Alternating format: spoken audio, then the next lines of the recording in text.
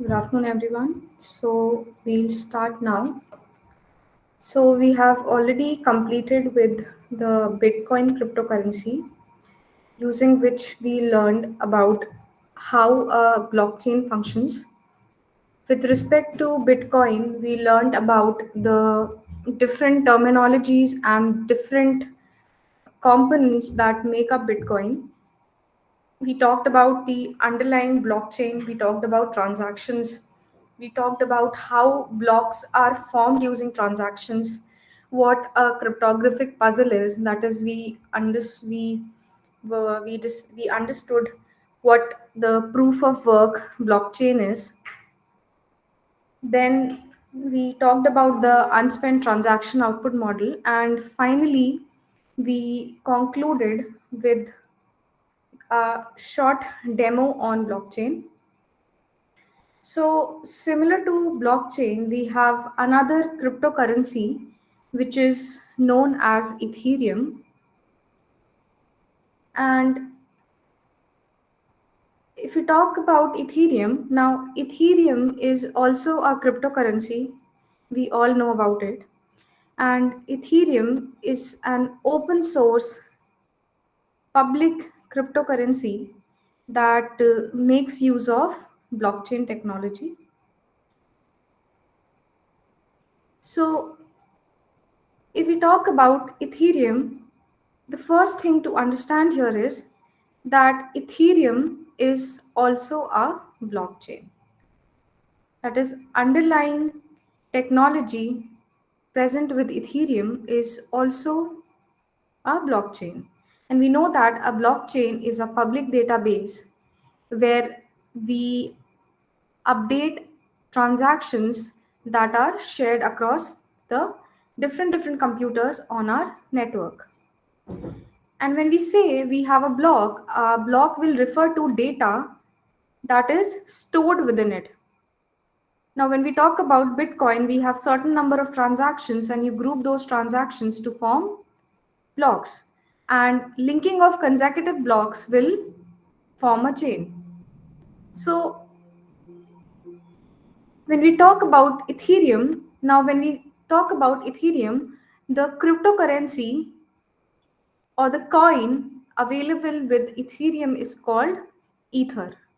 So Ether is the cryptocurrency that is available with Ethereum. In the same way we had BTC with Bitcoin, we have Ether with Ethereum. Now, if you send Ether to someone else, a transaction data needs to be added to a block to be successful. Now, in blockchain, what was happening is that if we had a sender X who wanted to send something to Y, so what he does is he creates a transaction. He will create a transaction that he wants to send some money to Y. So transaction could be like 5 Ether, and that is being sent from X to Y. Now, this amount of 5 Ether will be transferred to Y only when this transaction gets recorded in the Ethereum blockchain, that is in a block in a Ethereum blockchain. Okay. So we have a Ethereum blockchain which works in a similar manner to Bitcoin blockchain. Here also you create transactions and transactions are recorded inside a block. So Ethereum is a blockchain that allows you to send cryptocurrency from one node or one account to another for a very small fee. Okay. And Ethereum has built its blockchain on Bitcoin's innovation, but there are some big differences. Now, both Ethereum and blockchain They allow you to like use digital money without having like uh, any payment provider or any bank.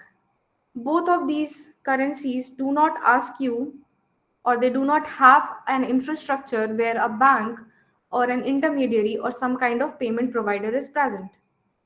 So that makes sure that our system is decentralized. Our nodes are communicating in a one-to-one manner with each other, and they allow you to use digital money without any bank. But the biggest difference here is that Ethereum is programmable. Ethereum being programmable means that you can use Ethereum for a lot of different digital assets. You can use it for different digital assets and even Bitcoin. So, what I'm trying to say here is that when we talk about Bitcoin, Bitcoin is just a cryptocurrency. Okay. Bitcoin is just a cryptocurrency. It allows you to send money from X to Y. It allows you to send money in the form of BTC from X to Y. So this is just a function of Bitcoin. This is what Bitcoin does. It allows you to send money from one person to another without any intermediary. You do not need to trust that person. You trust the network to ensure that the money that you are sending or receiving, you are getting the right amount of money and there is no fraud or tampering that has been done to the network. So we are using Bitcoin only for transacting, that is only for sending money from one account from another. You are can also use Bitcoin for making payments, for buying stuff, but Bitcoin only has a financial aspect associated with it. But when we talk about Ethereum is like a blockchain platform that will allow you to build your own decentralized applications that run on blockchain technology. So your Ethereum is not just a cryptocurrency. Of course, it is a cryptocurrency, but it is also a platform. It is also a blockchain platform. This blockchain platform allows you to build decentralized applications on top of it. So we'll go through each and every concept of Ethereum. Today, we'll just study the introduction and see how Ethereum is different from Bitcoin. So, Bitcoin is simply a cryptocurrency that allows you to transfer money from one account to another. It can allow you to make payments for buying some goods or for some services. But with Ethereum, what the advantage is, Ethereum is a cryptocurrency, but at the same time, it is a blockchain platform that allows you to build your decentralized applications. And these decentralized applications, they run on these applications will run on blockchain technology. Okay, so this is the basics of what an Ethereum is. Now, Ethereum is thought to be the next generation blockchain. So, blockchain technology was first introduced with the Bitcoin, which was like given by Satoshi Nakamoto when he wrote a paper, Bitcoin, a peer to peer electronic transaction system. And it was published in the year 2008. Okay. While the use of blockchain was made only for financial transactions, there was a developer and the name of the developer was Vitalik Buterin. So, if can anybody tell me who Vitalik Buterin is, if anybody knows?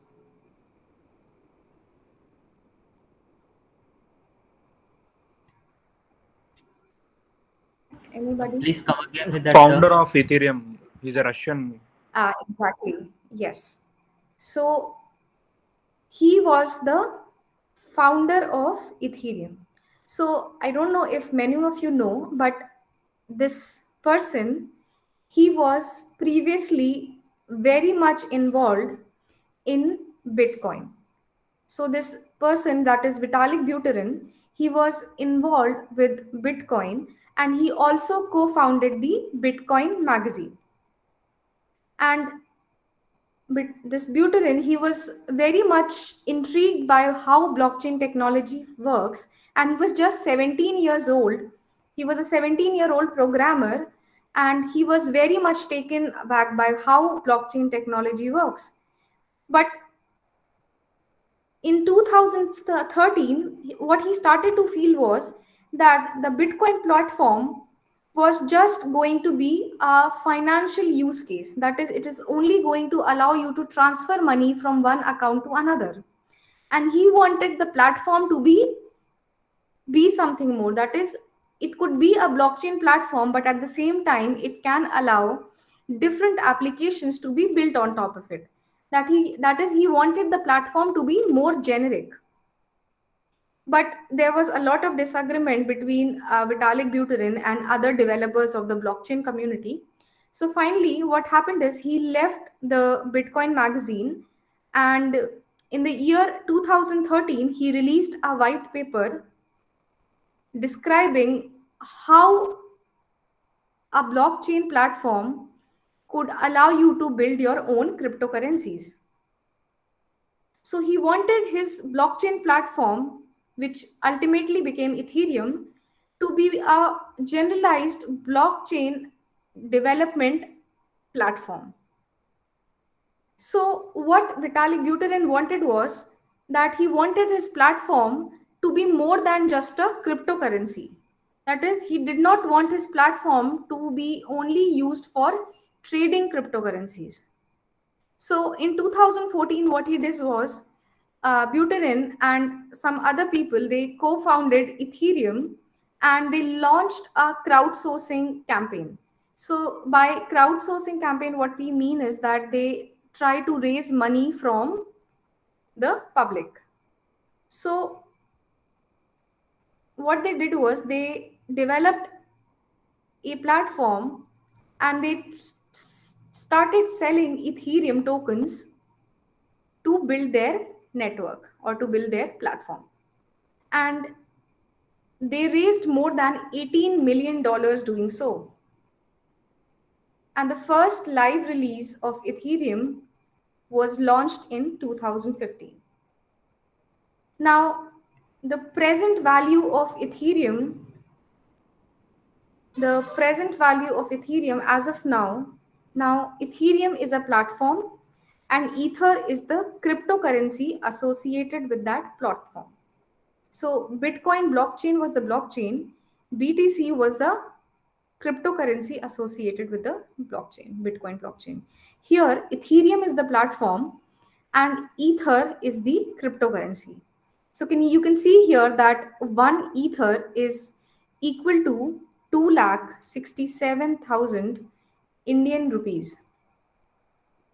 So there is a lot of value associated with just one Ether. But as we all know that the value of cryptocurrencies is very volatile. So let me show you a graph. So can you see the screen? So here we have the value of Ether right from its inception. So it was introduced in the year 2015, in August 2015, and we have data up till September 28, 2021. So when Ethereum was launched, the value of one ether was just $1.25. So one ether was almost equal to 1.25 US dollar. Slowly, this ether and the Ethereum blockchain platform, it gained a lot of value. And from that point, from August 2015, when it was just $1.25, one ether was just $1.25. Now, one ether is $2,839. So you can see there has been a lot of volatility in the price of ether in US dollars. That is, we are comparing the price of ether in US currency. So this is the how the value of ether has changed from August 2015 to September 2021. So when you talk about a cryptocurrency, the cryptocurrency is as valuable as its platform. Okay. Your currency will be valuable if people find value in it. Okay. And Bitcoin and Ethereum are two of the most successful cryptocurrency, and the reason is that they have a very strong developer community that backs these cryptocurrency. These cryptocurrencies have use cases. Now, Ethereum, when you talk about Ethereum, Ethereum is not just a cryptocurrency trading platform. You are not just sending money from one account to another. What you're also doing is that Ethereum platform allows you to build different decentralized applications on top of it. And we'll see what these decentralized applications are and what other use cases does Ethereum have. But for now, today we'll just perform a comparison between Bitcoin and Ethereum and try to understand what the Ethereum cryptocurrency is. Okay.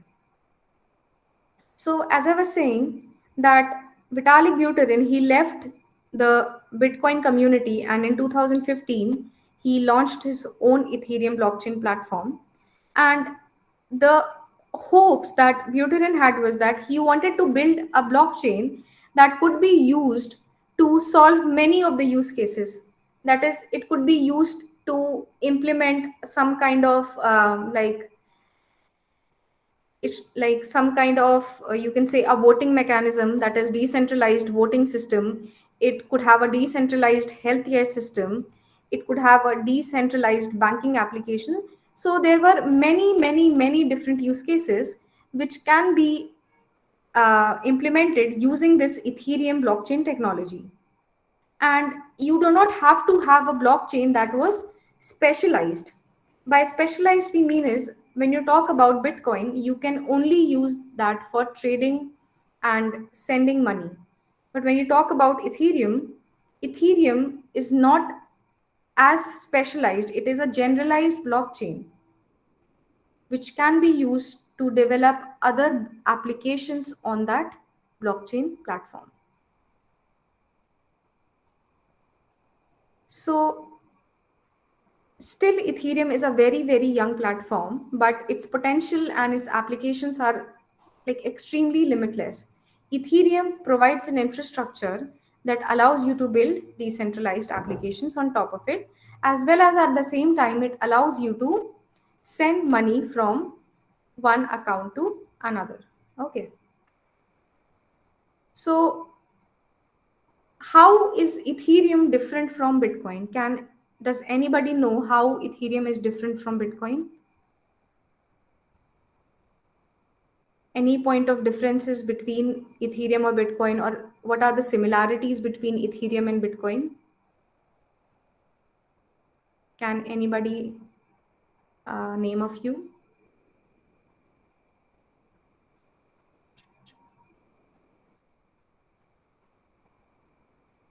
Okay. So the point of similarities is that both of them are cryptocurrencies and both of them have a security protocol. Okay. So Ethereum and Bitcoin, both of them have been using proof of work as their consensus protocol or their security protocol. but Ethereum has decided to migrate to proof of stake protocol.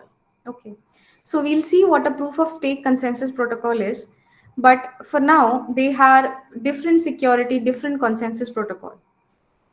Another difference is Bitcoin only allows you to like initiate public transactions. That is, on Bitcoin only public transactions can take place, while Ethereum allows you to like create both permissioned and permissionless transactions. So we'll see all of these when we study one by one the components of Ethereum.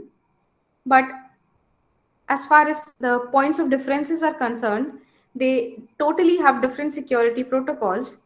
Bitcoin is just a cryptocurrency, while Ethereum has several use cases. It is a cryptocurrency. Ethereum's cryptocurrency is called Ether.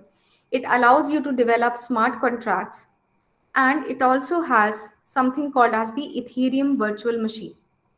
So we'll see all of these in the coming lectures. The biggest difference, that is, if you are a user of both of these cryptocurrencies, the biggest difference is previously we have studied that average block time for Bitcoin is 10 minutes. That is, block generation time is 10 minutes. That is, every 10 minutes you get a new block. But when we talk about Ethereum, the average block time for Ethereum is significantly less as compared to Bitcoin.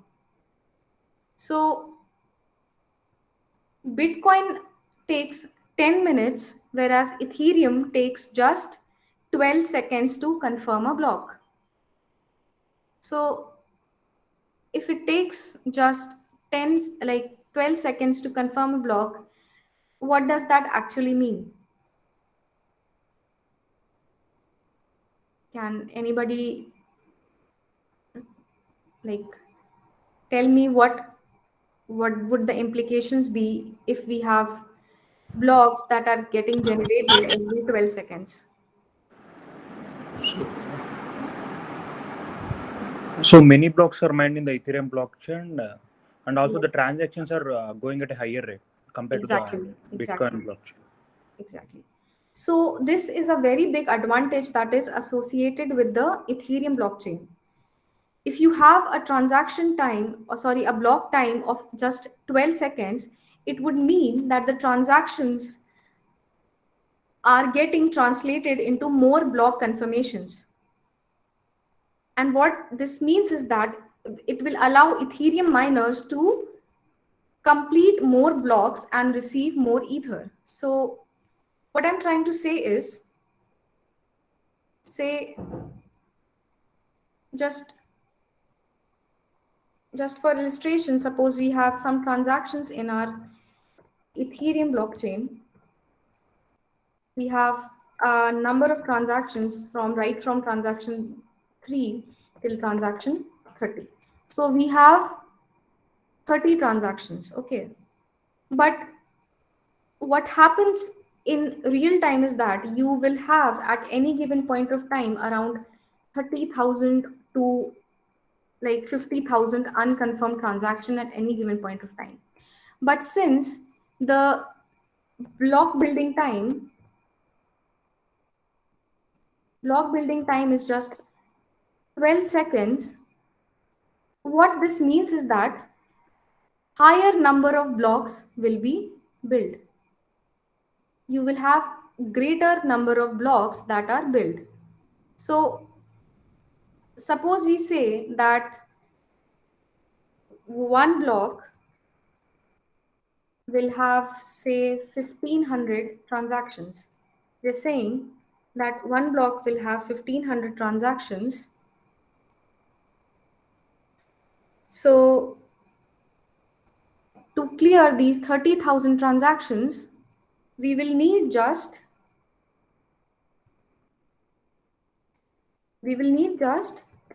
20 blocks.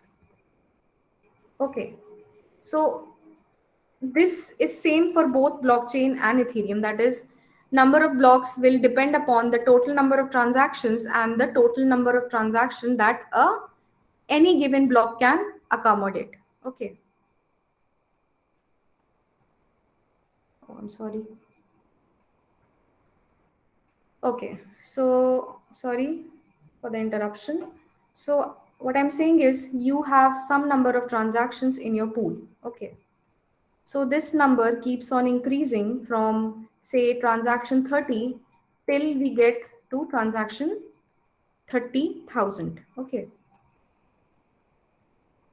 So if we have 30,000 transactions, unconfirmed transactions, and with Ethereum, we are saying that the block building time is 12 seconds. That is, every 12 seconds, you can build a block. Okay. So we had 30,000 transactions, and we are saying that one block will contain 1500 transactions. Okay. So how many blocks would we need to clear the transactions? That would be 30,000 divided by 1500, and we would need 20 blocks.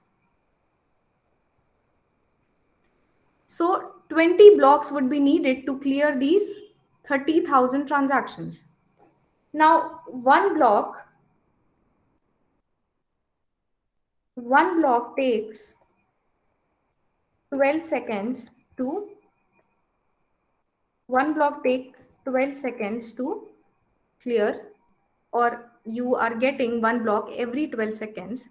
So for 20 blocks, the time required will be 20 into 12, which is 240 seconds, and 240 seconds is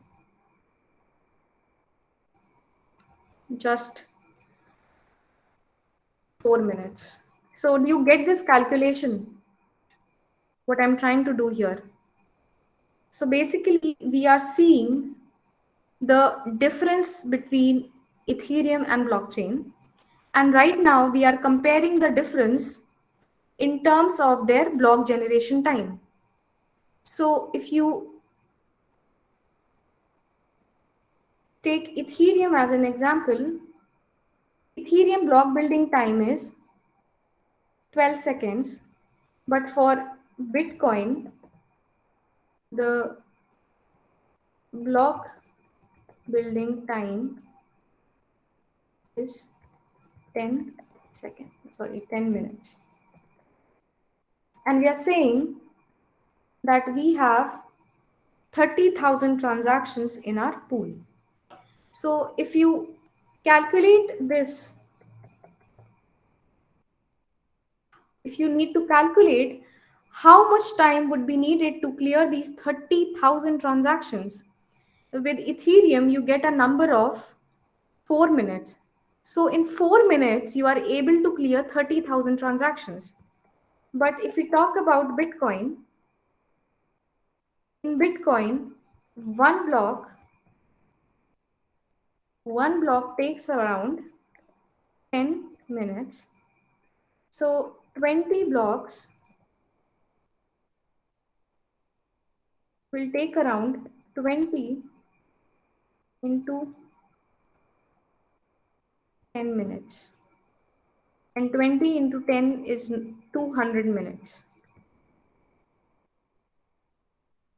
So 200 minutes would mean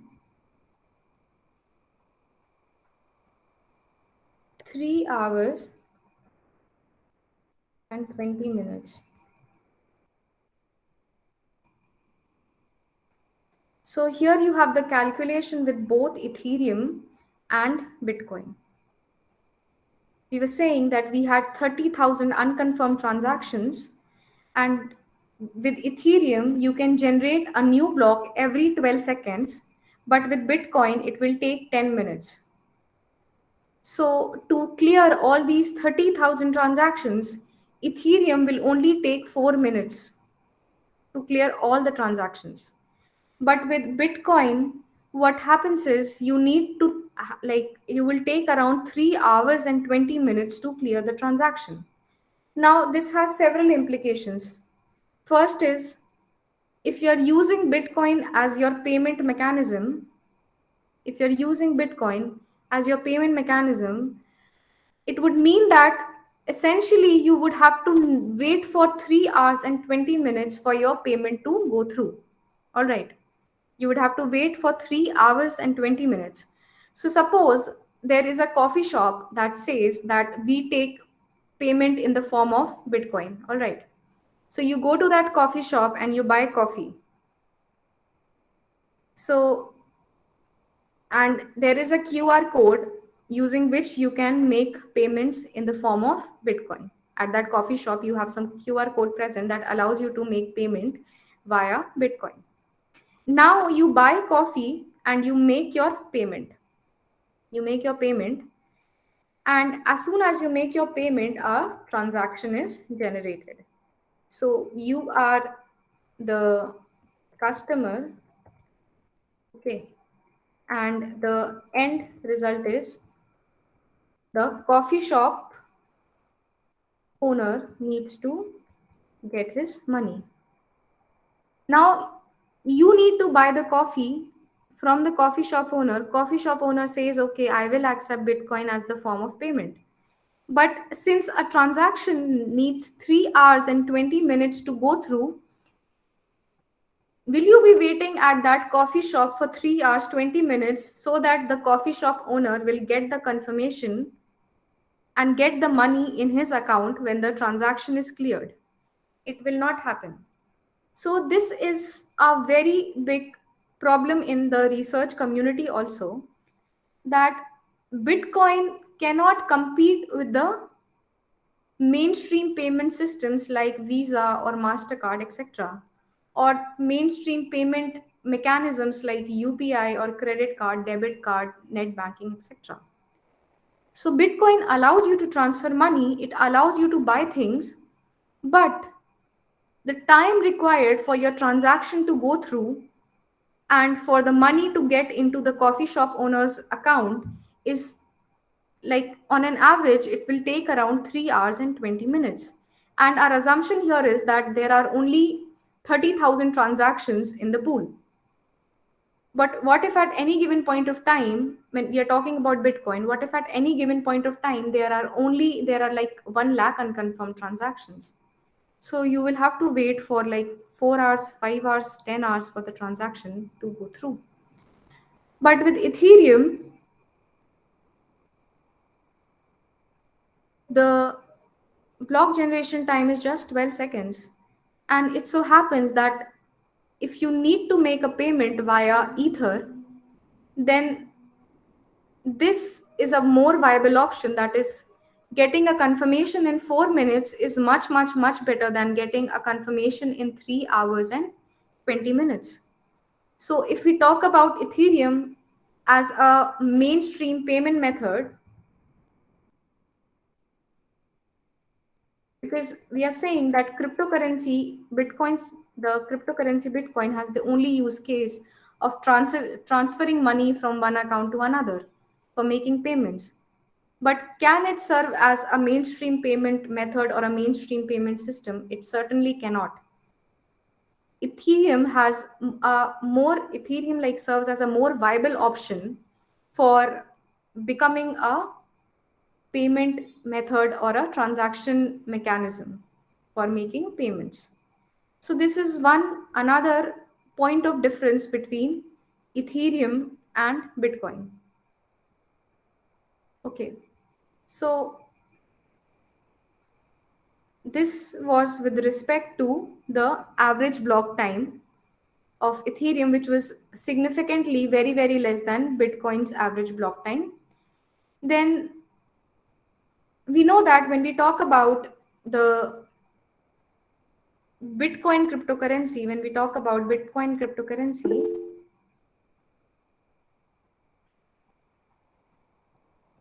yes, somebody raised their hand. Any question? Does anyone have any question? Okay, I'll continue. So we are saying that when we talk about Bitcoin, so Bitcoin is capped at $21 million. Okay. And we have seen why there can be no more than $20 million. Can anybody tell me, is there any kind of limitation with Ethereum?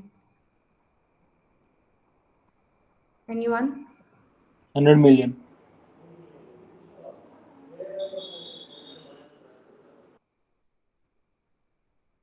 Okay.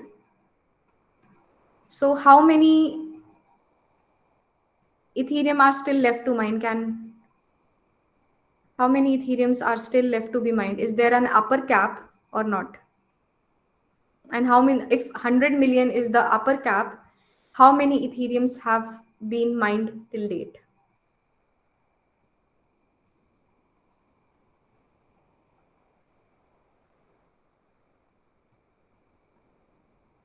So Ether's circulating supply currently stands at say 107 million, okay? And the only way to add like to bring a new Ether is by mining it.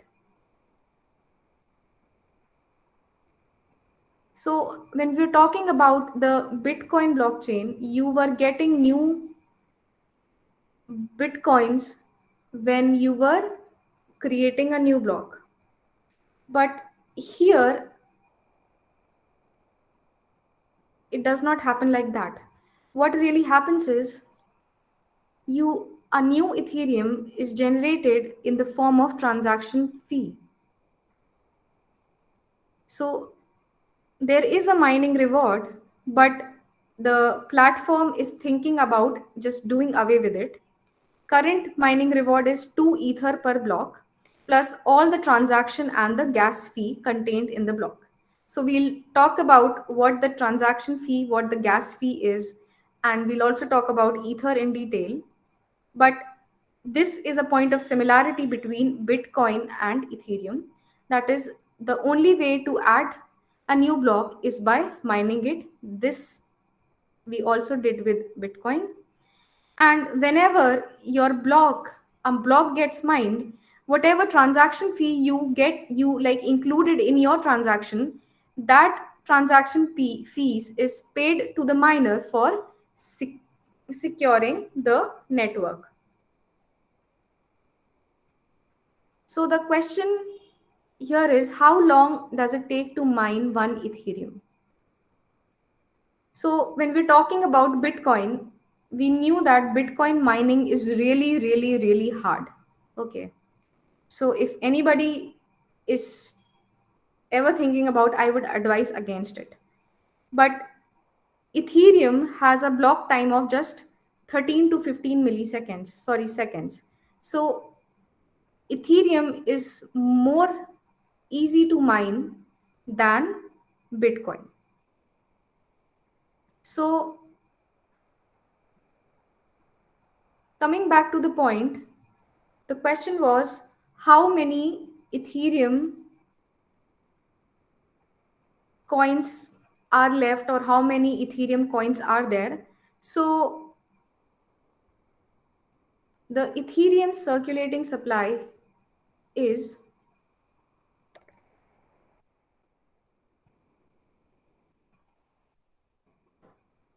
sorry, here we'll not have a dollar here. The number of coins is 21 millions, whereas here in Ethereum, its circulating supply is 117.7, which is very much similar to 100 million, which was the answer that was given.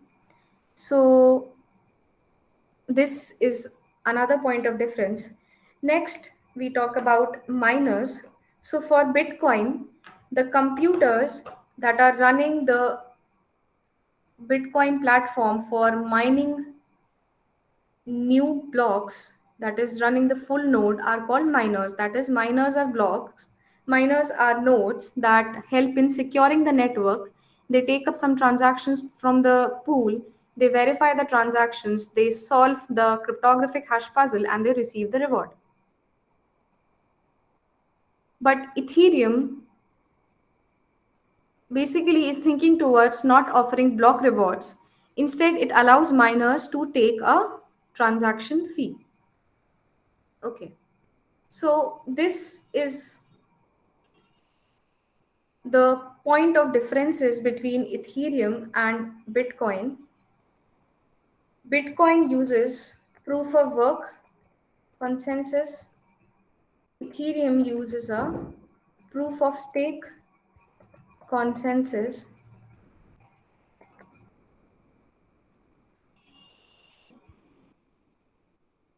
Then block generation time is 10 minutes.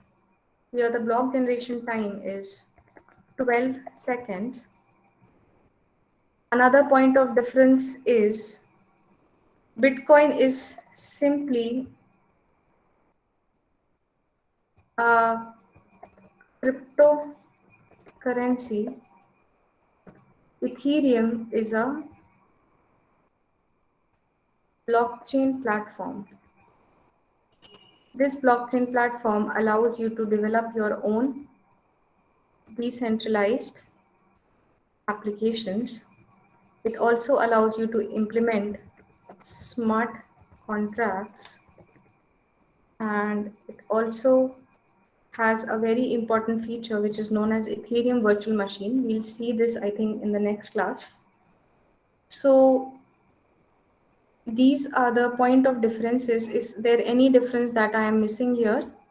Also, one important difference is Bitcoin is a public blockchain, okay,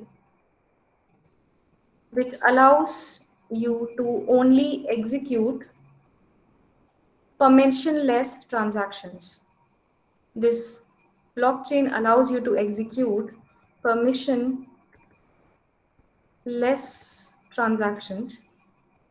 Ethereum is also a public open source blockchain platform which allows you to execute both permissioned and permissionless transactions. Okay. So there is difference in terms of their security protocol, in terms of their average block time, in terms of the number of coins that have been mined. With blockchain, there is a cap at 21 million. Ethereum, there is a circulating supply of 117 million tokens. Then there is difference in terms of their underlying functionality. That is, blockchain is just a cryptocurrency, but Ethereum is a blockchain platform which allows you to develop your own applications on top of that platform. So this is all about how Ethereum is different from blockchain, and we've also seen the history of Ethereum today. So next we'll start from certain terminologies associated with Ethereum. So we'll understand what is Ether. So the purpose of Ether, which is the cryptocurrency for Ethereum, is used to provide some kind of economic incentive to the participants who are verifying and executing transactions. So there are certain terminologies that are associated with Ethereum, and we'll go through some of them today, and otherwise we'll cover them in the next class. So if you want to understand what Ether is, the simplest way to know is that it is the reward or the fees that you get when you verify and execute transactions on the Ethereum blockchain network. Also, what happens in Ethereum is if I want my transaction to get confirmed, I will also have to include some amount of Ether as a bounty. And this bounty will be awarded to whichever node or miner who does the work of verifying the transaction, executing it, committing it to the blockchain, and broadcasting it to the network. So what I'm saying is that we have certain terminologies that are associated with Ethereum. We'll see the first terminology, which is the ETH, which is the native cryptocurrency of Ethereum, and it is known as Ether. So when we say that we have Ether, Ether in the simplest of terms means that it is an economic incentive that is given to the participants that verify and execute the transactions. So whenever you are executing your transactions, you are providing some kind of service to the network. So this is the payment you receive when you are doing some kind of service to the network. So what exactly happens is, suppose I have a transaction request. So I'm saying that I have a transaction request.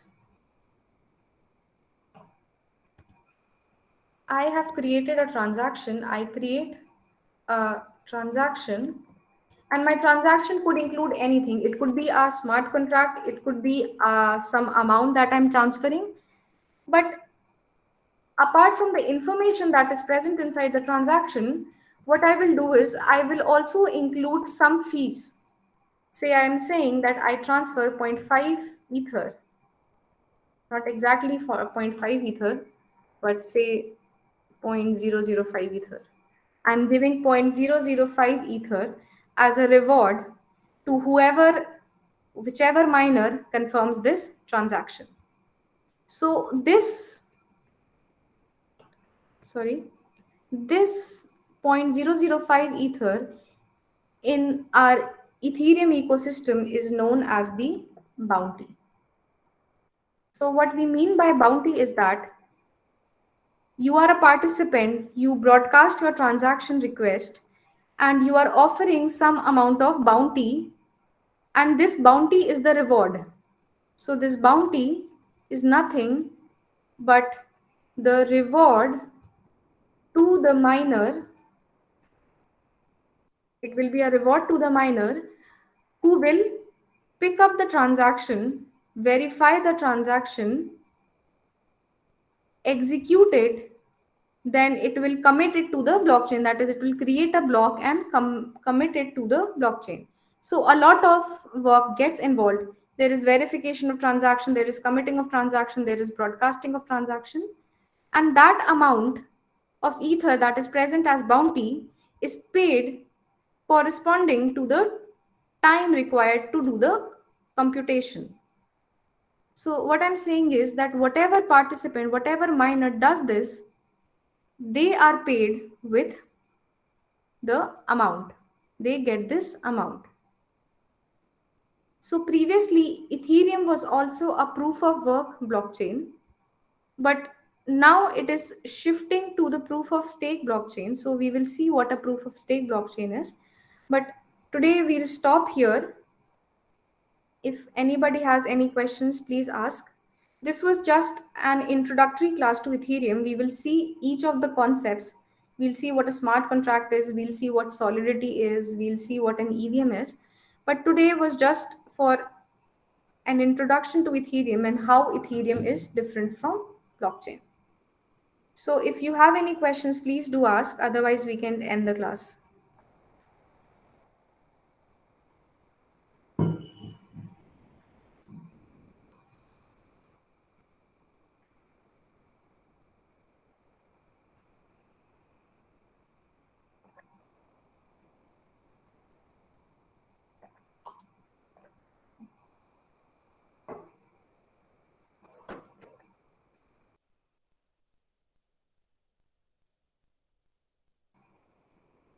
Anybody has any questions?